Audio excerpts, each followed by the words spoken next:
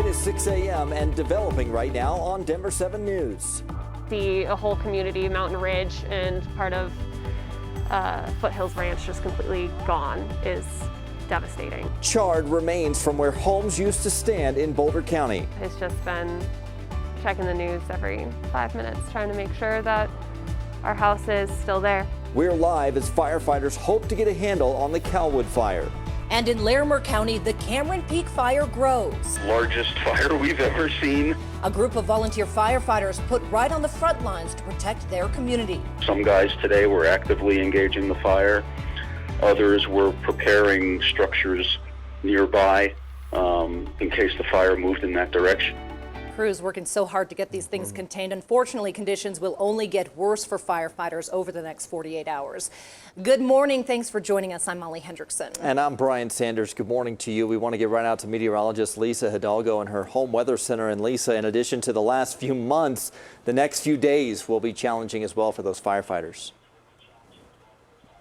Yeah, it really will. We've got a break this weekend, which is going to be awesome, but for the next couple of days, it's going to be rough. And this obviously tells a huge part of the story. This is the drought monitor as of October 13th, the most recently updated map, and you can see severe to extreme conditions covering the western half of the state. That just has not changed. We need some rain. We need some snow. We will get some, it looks like, this weekend, but for the next couple of days, the winds will be a concern. We still have air quality warnings in place along the Front Range and some alerts and advisories in effect until 4 o'clock this afternoon. You've got some smokier conditions as you get up into the mountains and obviously a little closer to some of those fires. Down across the plains, it was really pretty yesterday. Today, we're going to see highs likely again right around 70 to about 72 degrees. So it's a pretty mild day for us. Unfortunately, just a little hazy. Highs will be in the 70s both today and tomorrow, and then tracking that much needed change. I'm going to show you just how much colder it gets by the end of the week and when we've got our best chance, Jason, for a little rain and snow over the next 5 days coming up here in just a few minutes.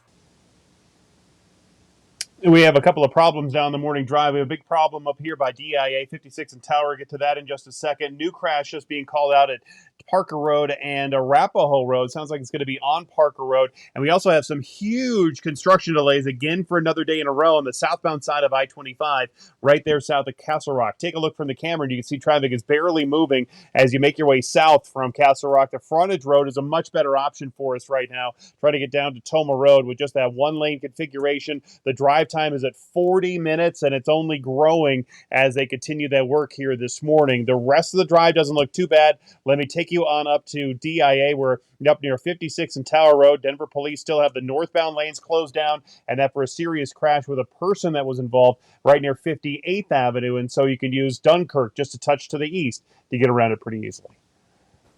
Thank you, Jason. As Lisa mentioned, conditions will not be good today for firefighters battling several wildfires across our state, and there are 4 large ones that they're focused on. The Cameron Peak fire in Larimer County remains the largest in state history. However, firefighters said they lost about 11% containment. They did report progress in Boulder County.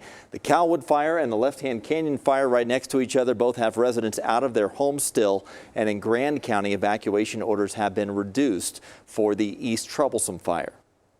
In Boulder County, Air Tracker 7 gave us a first look of the devastation from the Calwood fire.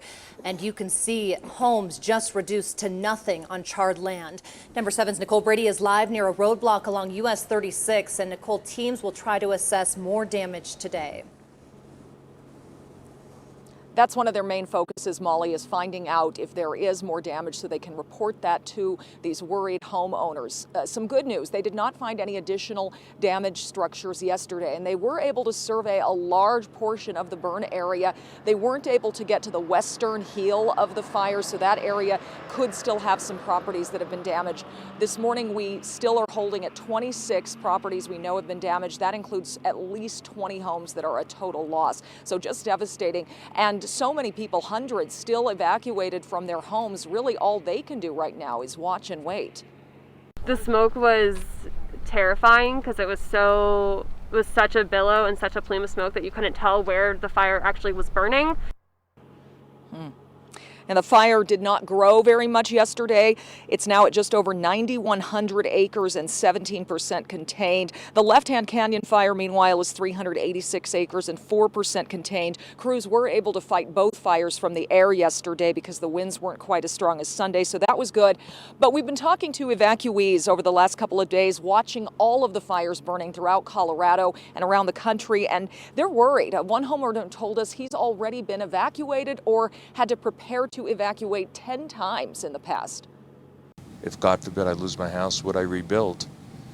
And I don't know the answer to that. If all the trees are gone and living in fear every year, every time there's a windstorm, and there's lots of wind up here. We're going to be watching that wind closely today. It's very calm right now, but officials said last night that they are expecting some higher elevation winds later today, and that could be a problem for fighting this fire when crews get back out at it this morning. They do have a new Facebook page for updates I want to lead you to. It's called Calwood and Left-Hand Canyon Fires. Just search that on Facebook for updates. We're live in Boulder County this morning. Nicole Brady, Denver7. Thank you, Nicole. Northwest of there, fire crews at the Cameron Peak Fire say they did have some success yesterday. Despite near critical conditions, they say there was no impact to structures, and the fire only grew about 100 acres. It now stands at more than 204,000 acres burned. Volunteer firefighters in Glen Haven have worked hard to protect their community. The team of 15 is working 14 hours a day from sunup to sundown. They say saving structures is their top priority. I saw multiple homes in the past 2 days where the fire was entirely surrounding the home. Everything was black, and the home was standing like nothing happened. A scary sight right there. The team's mission is personal as well. Each one is also evacuated from their homes right now. This video gives us an idea of the conditions they're facing. Intense wind and smoky conditions out there, and they're concerned about additional growth with red flag warnings in effect for tomorrow through Thursday morning. In Grand County, meanwhile, mandatory evacuation orders for the Bighorn Park subdivision have been reduced to pre-evacuation orders. The sheriff's office asked people to still be prepared if the fire shifts direction suddenly. It's burning more than 13,000 acres and only 10% contained. And so many of you have reached out to us asking how you can help the victims of these fires. So we launched a new fundraising campaign through Denver7 Gives. You can head to thedenverchannel.com, click Denver7 Gives, and then under the drop-down menu, click Help Colorado Wildfire Victims. We're working with our community partners up and down the Front Range to ensure those fire victims who have lost so much get the much needed support. Turning our attention to the election, 6:07 is your time. Lawmakers in Washington are on the clock to meet a deadline set by House Speaker Nancy Pelosi. She set today's deadline for both Democrats and Republicans to come together on a COVID-19 relief package. Scripps political reporter Joe St. George joins us this morning from our nation's capital. Joe, good morning to you. The two sides remain hundreds of billions of dollars apart. What could come from these negotiations?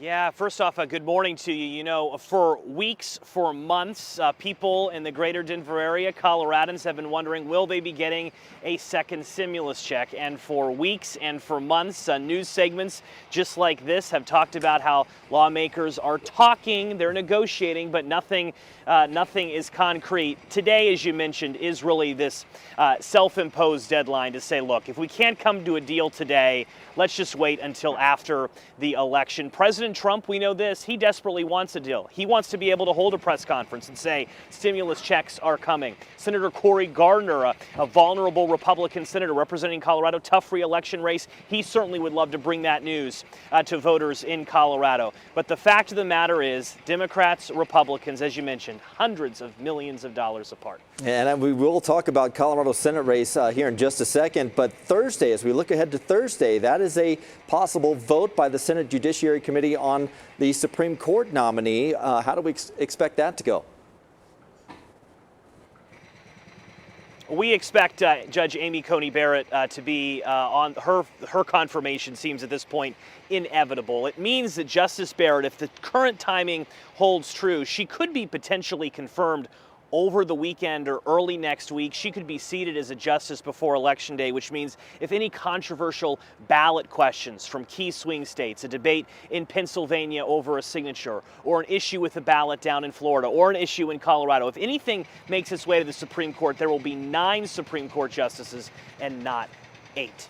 And with so much attention now on the Supreme Court justice nominee and on the possible stimulus package, you know, the balance of power in the Senate really kind of hinges on Colorado's Senate election between Cory Gardner and John Hickenlooper. So how much attention is that race still getting?